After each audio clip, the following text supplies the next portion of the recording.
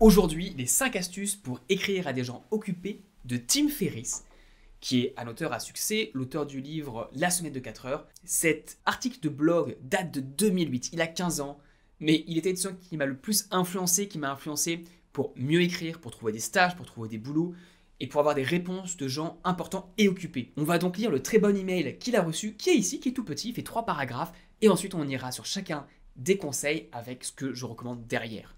On commence. Salut Tim, j'espère que tout va bien, et au vu de la notoriété, je le suppose, je ne peux pas passer une semaine sans apercevoir ton livre ou ton nom quelque part. Deuxième paragraphe.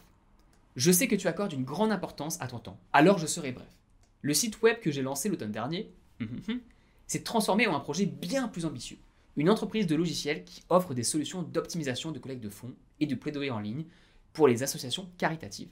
Je suis en train de lever 500 000 $ pour l'entreprise et j'ai déjà obtenu un pourcentage significatif de ce montant grâce à différents investisseurs providentiels. Ça, c'était le deuxième paragraphe. Personnellement, j'adore l'accroche. Je sais que tu accordes une grande importance à ton temps, alors je serai bref.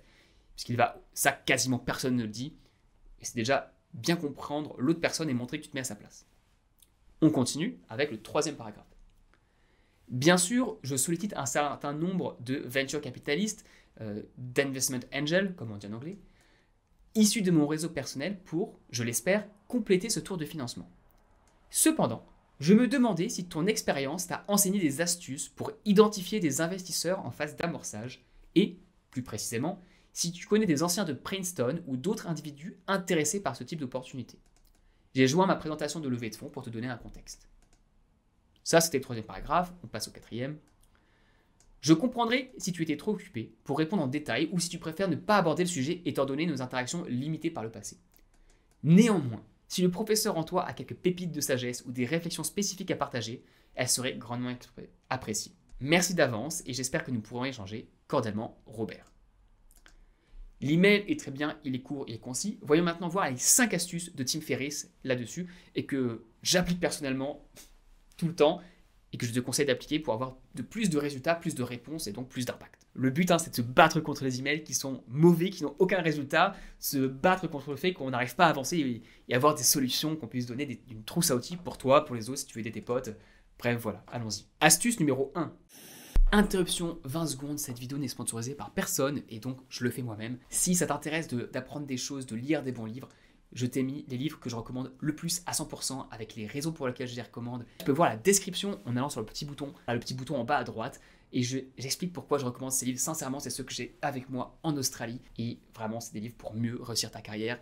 Je te les recommande, le lien est en description. Ça permet de soutenir la chaîne, mon travail, tout ça. Merci beaucoup, retour à la vidéo. Astuce numéro 1. L'email est concis et la demande est claire. Pas de « appelons-nous pendant 10 minutes, ça vaudra le coup ». Alors, remarque personnelle, quand quelqu'un te dit « oui, j'aimerais te parler d'un sujet, est-ce qu'on pourrait s'appeler pendant une demi-heure ?» On me l'a déjà fait. De quoi tu veux parler? C'est juste insupportable.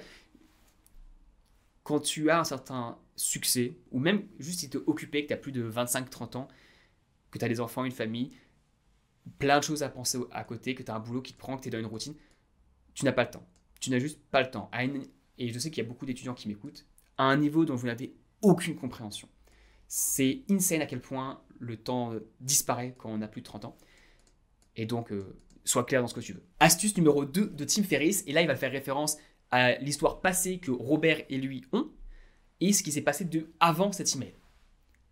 Robert a marqué des points lors de notre première rencontre, et il ne m'a pas agacé avec des courriels vides de contenu pour maintenir le contact. Il n'a pas abusé de son accueil dans ma boîte de réception. Là, ce que ça veut dire, l'astuce pour vous, en fait, c'est n'envoyez pas des emails pour rien dire. Mieux vaut ne rien envoyer et n'envoyer que des emails de valeur, que des choses qui font sourire, qui apprennent quelque chose, qui sont cool. Parce que le pire que tu puisses faire, c'est avoir quelqu'un qui est super haut placé, tu lui envoies un email toutes les semaines qui sert à rien et tu l'agaces et il te bloque ou il a juste plus envie de te répondre parce qu'il sait que tu lui fais perdre son temps.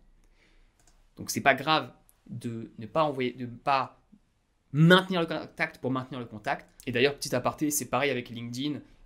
Certaines personnes vont te dire « oui, il faut poster le plus possible sur LinkedIn ». Non, c'est nul. Vraiment, ça ne sert à rien. Il faut poster des choses utiles, avec parcimonie et qui apportent de la valeur. Et là, oui, tu sers à quelque chose. Mais envoyer des emails, poster sur LinkedIn pour juste faire comme tout le monde, ça ne sert à rien. Remarque numéro 3 et l'astuce derrière. Il est clair que Robert a fait sa part et a exploré d'autres pistes avant de solliciter mon aide. C'est incroyable le nombre de personnes qui demandent à des gens plus occupés des réponses que Google pourrait fournir en 20 secondes. Cela vous met sur la liste noire. Indiquez explicitement ce que vous avez fait pour obtenir des réponses ou vous aider. Ça, c'est totalement vrai. Je vais vous montrer à l'écran, je vais flouter, mais je vais vous montrer à l'écran un email que j'ai reçu il n'y a même pas cette semaine. Voici un exemple contextuel. La personne, Adam, me demande est-ce que j'ai des informations sur les salaires des VIE? Il ne m'a rien écrit d'autre. Et ensuite, je lui ai envoyé les liens. Il m'a dit merci. Ce qui est mieux que rien, ce qui montre qu'il a une bonne attitude. Car j'adore répondre aux questions sur le travail et sur ce qui vous arrive dans le contexte du travail, de votre recherche, etc. Juste si la réponse se trouve en 5 secondes sur Google, faites vos recherches avant, quoi, les gars. C'est cool. Numéro 4, revenons à nos moutons. Robert a utilisé l'astuce de la recommandation par un chasseur de tête. Il est en effet rare qu'un recruteur contacte un cadre supérieur en poste pour lui proposer un autre poste. Ils demanderont plutôt à ce cadre s'il connaît quelqu'un susceptible d'être intéressé par un autre poste. L'intention est claire, envisagerez-vous ce poste plutôt que votre emploi actuel, mais cela offre à la personne en face une option de refus confortable. Là, ce qu'il veut dire par ce paragraphe, c'est que Robert lui demande est-ce qu'il connaît des anciens de Princeton qui seraient intéressés par des opportunités d'investissement? La vraie question, c'est est-ce que tu voudrais investir? Mais tu vas pas le poser comme ça parce que c'est trop dur en fait. Politiquement, ça se fait pas. Il manque ce qu'on appelle le lubrifiant social. Il manque ce truc-là sympathique. Et en faisant une question indirecte, tu laisses la personne refuser super sympathiquement et donc tu gardes tout le capital sympathique que tu as avec cette personne-là parce qu'elle voit que tu la considères. Tu me poses une question, est-ce que tu veux investir? Je te dis non, c'est désagréable. Tu me poses la question, est-ce que tu connais des gens qui veulent investir? Je pourrais dire, je peux transmettre, c'est cool, continue, bonne chance. Et ça me fait me sentir bien. Le résultat est le même, parce que de toute façon, si quelqu'un ne veut pas investir, il ne veut pas investir. Mais tu me fais sentir mieux et donc tu gardes une meilleure relation, rien qu'avec ce que tu écris, encore une fois. Bref, ça c'était le numéro 4. Le numéro 4, c'est utilise cette astuce. Ce que je dis souvent pour la recherche de stage, c'est pareil, et la recherche de job. Demande un job, tu auras des conseils, mais demande des conseils et tu auras un job. Pose une question qui est claire, mais qui laisse la personne potentiellement te dire non et se sentir bien et t'aider un petit peu. Astuce numéro 5. Robert indique clairement que ce n'est pas grave si je ne peux pas aider ou si je suis trop engagé ailleurs. Paradoxalement, cela augmente considérablement ses chances d'obtenir une réponse, ce qu'il a eu. Et là, je reviens sur l'email de base où il disait « Je comprends si tu es trop occupé pour répondre en détail ou si tu préfères ne pas aborder le sujet. » C'est une très bonne réflexion. J'adore finir des emails de demande par « Si tu es trop occupé, aucun souci » qui diffuse la responsabilité et permettent à l'autre en fait de se sentir bien encore une fois. C'est-à-dire que tu considères l'autre, tu es empathique à travers ton message, tu te mets à la place de l'autre. Et sa phrase de fin est magnifique, je vous la recommande. Tu peux la changer un peu, mais si le professeur en toi a quelques pépites de sagesse ou des réflexions spécifiques à partager, elle serait grandement appréciée. C'est incroyable.